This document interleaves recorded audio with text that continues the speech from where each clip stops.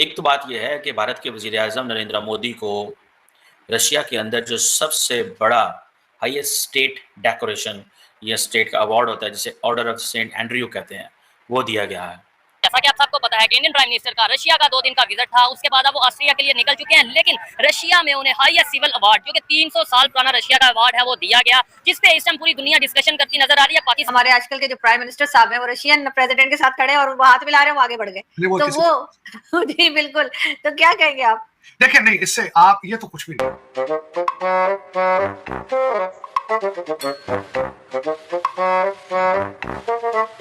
नरेंद्र मोदी तो अपने bilateral trip का आगाज ही रशिया से किया है, उसके बाद वो ऑस्ट्रिया भी जा रहे हैं। बट द क्वेश्चन इज, आप क्या समझते हैं कि उनको नहीं पता मैं क्या करने जा रहा हूँ? आपको लगता है कि इंडियंस परेशान होंगे कि वेस्टर्न वर्ल्ड क्या सोचेगी? मेरा नहीं ख्याल, उन्होंने गेज कर लिया होगा वेस्टर्न वर्ल्ड को। ऐसा हर एक के साथ नहीं होता। यानी रशिया का प्रेसिडेंट किसी मेहमान को, प्राइम मिनिस्टर को अपने घर का पर्सनल टूर दे, सबके साथ ऐसा नहीं होता। एक बात करना चाहता हूँ कि इंडिया का प्राइम मिनिस्टर अगर कोई गलती करेगा ना, अच्छा, उसको फौरन कैप्चर किया जाएगा। ठीक है। यहाँ पर कोई गलती करता है तो उसको पकड़ने वाला कोई नहीं। इसका मतलब ये है कि नरेंद्र मोदी जो है उसको बहुत ही सीरियस लिया जाता है, या इंडिया को बहुत सीरियस लिया जाता है रशिया के अंदर।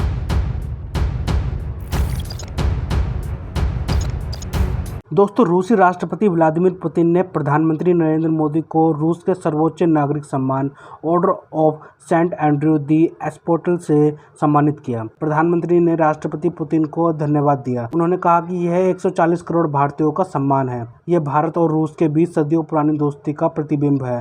प्रधानमंत्री ने कहा कि यह भारत और रूस के बीच विशेष और विशेषाधिकार प्राप्त साझेदारी का सम्मान है। पीएम ने कहा कि पुतिन के नेतृत्व में पिछले 25 वर्षों में भारत और रूस के बीच संबंध मजबूत हुए हैं और हर बार नई ऊंचाइयों को प्राप्त करते रहे हैं।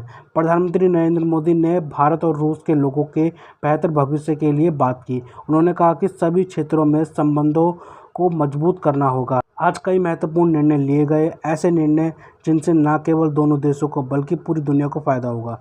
प्रधानमंत्री नरेंद्र मोदी ने कहा कि भारत रूस की साझेदारी महत्वपूर्ण है। हमारा मानना है कि शांति और स्थिरता के लिए प्रयास जारी रहना चाहिए। हम इस दिशा में लगातार काम करेंगे। दोस्तों, देखते हैं इस विषय पर पाकिस्तानी मीडिया और क्या बोल रही है अपने डिबेट शोज में, उनका कैसा रिएक्शन है इस टॉपिक पर। तो दोस्तों, ज़्यादा समय बर्बाद ना करते हुए हम शुरू करते हैं इस वेरी इंटरेस्टिंग और मजेदार वीडियो को। आप जल्दी से हमारे यूट्यूब चैनल को सब्सक्राइब कर दीजिएगा। इंडिया के प्राइम मिनिस्टर नरेंद्र मोदी साहब को रशिया का हाईएस्ट सिविलियन अवार्ड दिया गया है। तो नरेंद्र मोदी साहब ने हासिल किया है रशिया का दी हाईएस्ट सिविलियन अवार्ड, जो कि सेंट एंड्रयूज सिविलियन अवार्ड इसको कहा जाता है। दी हाईएस्ट रशियन अवार्ड है ये, जो नरेंद्र मोदी साहब को मिला है। लेकिन ये बात नहीं है कि भारत के वजीर आजम ने ये कोई पहला है अवार्ड जो कि हासिल किया है। अगर हम आपको लिस्ट बताएं कि दुनिया के कितने ही civilian the highest civilian awards उनको मिल चुके हैं, तो ये एक लंबी लिस्ट है नरेंद्र मोदी साहब की। लेकिन ये जो रशिया का विजिट है इस वक्त इंडियन प्राइम मिनिस्टर का, ये एक ऐसा विजिट है कि जो बहुत हाई प्रोफाइल है, बहुत हाईली सिग्निफिकेंट, बहुत सिग्निफिकेंस है इसकी। पूरी दुनिया की नजरें इस विजिट पर है और कुछ और बड़ी डेवलपमेंट्स इसके हवाले से सामने आई हैं। लेकिन इसके अंदर जो नरेंद्र मोदी साहब हैं, उन्होंने जो कल ये बात कर दी प्रेसिडेंट पुतिन के सामने कि आप जो जंग है, जो बंदूक और गोलियों की जंग, ये सोल्यूशन नहीं है। बैटल ग्राउंड में जंग नहीं जीती जा सकती और जब बच्चे मरते हैं तो उसका दर्द सबको होता है। उन्होंने प्रेसिडेंट पुतिन के किसी भी किस्म के एग्रेशन, या जो इस वक्त वॉर चल रही है, या मोदी साहब के वहां पर वो गए और रशिया की तरफ से, प्रेसिडेंट पुतिन की तरफ से यूक्रेन पर हमला किया गया, उस सब को न्यूट्रलाइज कर दिया है। मोदी साहब ने बहुत इंटेलिजेंटली ये एक ऐसा हमें नजर आया उनका जेस्चर और उनका जो वो बोले कि जिसमें उन्होंने कोई भी ऐसी अगर चीज नजर आ रही थी या कोशिश की जा रही थी कि देखिए रशिया का इस वक्त क्या है, मैं आपको बताती हूँ। रशिया का इस वक्त मकसद ये है कि रशिया के पास एक तो ये है कि एक दुनिया की सबसे बड़ी जमहूरियत का प्राइम मिनिस्टर उसके पास पहुंचा हुआ है, ठीक है जी। और ऐसी सिचुएशन में उसके पास एक बहुत बड़ा मार्जिन है कि वो इससे लेवरेज हासिल कर सके। लेकिन मैं ये समझती हूँ कि नरेंद्र मोदी ने उनको ये लेवरेज हासिल नहीं करने दिया। उन्होंने जंग की भी बात कर दी। उन्होंने कहा कि जो यूक्रेन और रशिया वॉर है, इसके मुतालिक सोचा जा रहा था कि मोदी साहब बात नहीं करेंगे, क्या बात करेंगे, लेकिन उन्होंने धड़ल्ले से बात कर दी, जिसके ऊपर पुतिन को यह जवाब देना पड़ा कि आपके मशवरे का शुक्रिया, थैंक यू। एक तो ये बात। दूसरी बात ये कि ये जो दी हाईएस्ट सिविलियन अवार्ड दिया गया है, जैसा कि आप देख भी रहे हैं, मैं आपको दिखाते भी हूँ, जिसमें उनको ये अवार्ड प्रेसिडेंट पुतिन की तरफ से पहनाया गया।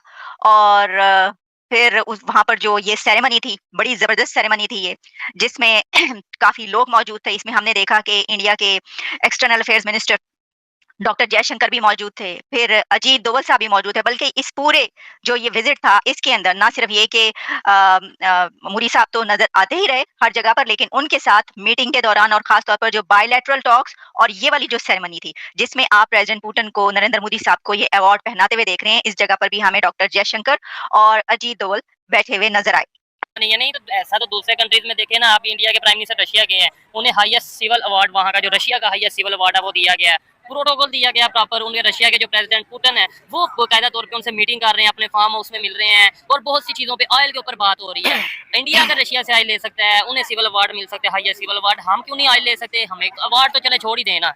देखें, जब आप दूसरी कौमों से भीख मांगेंगे ना, ठीक है, और खुद अपने मुल्क को लूटेंगे, तो उसका नतीजा यही निकलेगा कि हमेशा बकारी रहेंगे। सीधी सी बात है। ठीक हो गया। दूसरी बात यह है कि जब आपके प्राइम मिनिस्टर के ऊपर या जितने इधर मिनिस्टर हैं जिनके पास इख्तियारात हैं, पावर है जिनके पास पावर है, उनके ऊपर जो पावर है वो जो कि इस मुल्क को मेन सिक्योरिटी दे रहा है वो फौज का इदारा है। ठीक है।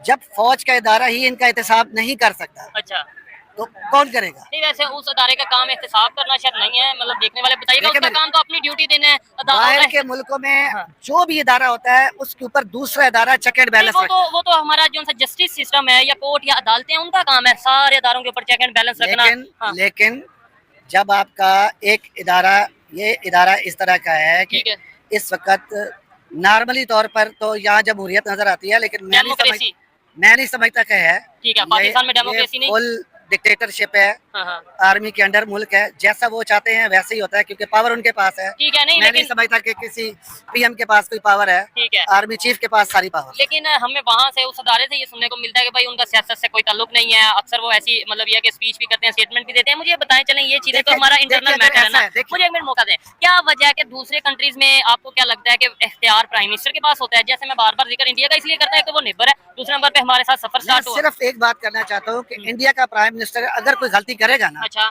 उसको फौरन कैप्चर किया जाएगा। ठीक है। यहाँ पर कोई गलती करता है तो उसको पकड़ने वाला कोई नहीं है। अच्छा, ये चीज सबसे बड़ी बात यह है कि उसको पकड़ने वाला कोई और नहीं कौन है? जो सुपीरियर इदारा है, हमें तो फौज का नजर आता है। ठीक है, अगर वो चेक एंड बैलेंस नहीं रखते तो कौन रखेगा? ठीक है, पावर तो उनके पास है ना। वैसे मैं